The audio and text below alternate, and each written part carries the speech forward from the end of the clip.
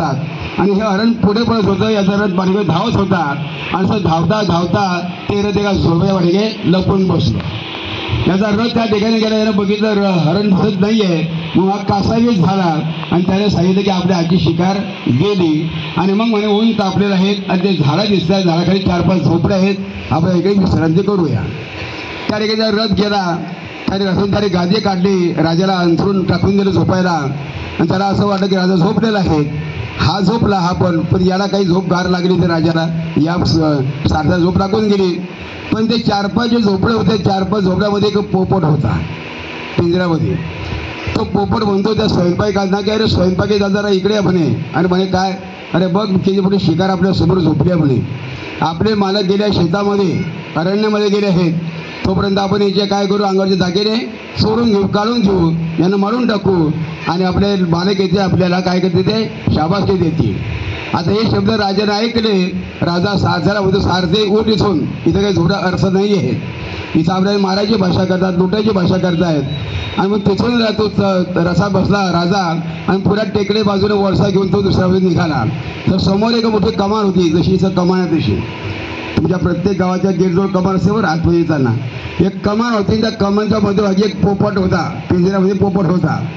त्या राजाला बघितला तो पोपट म्हणतो, या महाराज आमच्या आश्रमामध्ये या, आमचे ऋषी मुनी कंद मुळं आणण्याकरता अरण्यात गेलेले आहेत, तोपर्यंत आमच्या आश्रमामध्ये विश्रांती करा, थंड पाणी प्या, पाहिजे जेवण खाऊन करा आणि आराम करा. राजा म्हणतो हे काय भानगड आहे, तो तिकडचा पोपट आपल्याला मारायची भाषा करतो, लुटायची भाषा करतोय आणि हा पोपट आपल्याला काय करतो आहे, आपला आदर सत्कार करताय, हा काय प्रश्न आहे. तर राजा त्याला म्हणतो अरे पोपटा, टेकडीवरचा पोपट आम्हाला मारायची भाषा करतो आहे आणि तो आमचं स्वागत करतोय, काय फरक आहे. तर पोपट म्हणतो महाराज जो पोपट आहे तो टेकडीवरचा तो आणि मी आम्ही दोघं सख्खे भाऊ आहोत. कोण आहोत आम्ही, सख्खे भाऊ आहोत.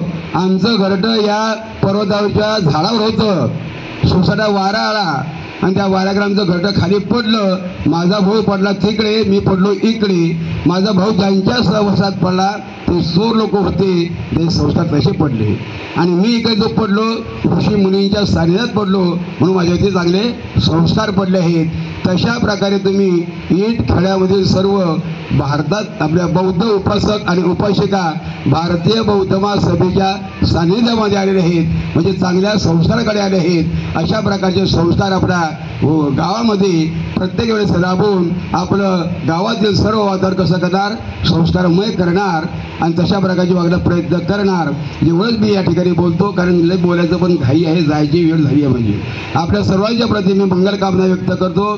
सर्वांचं मंगल हो, जय मंगल हो, सर्वांना हिताचा मार्ग मिळो आणि सर्वांचं जीवन पौर्णिमेच्या चंद्राप्रमाणे आनंदी अनुभव हो, ही संकल्पना करतो. या ठिकाणी थांबतो. नमो बुद्धाय, जय भीम. ज्यांनी या गावामध्ये लोकांनी आमची सेवा केली आहे त्यांच्याबद्दल सुद्धा आम्ही मंगलमैत्री करतो आणि ज्यांनी नाही केली त्यांच्याबद्दल मंगलमैत्री करतो. नमो बुद्धाय, जय भीम.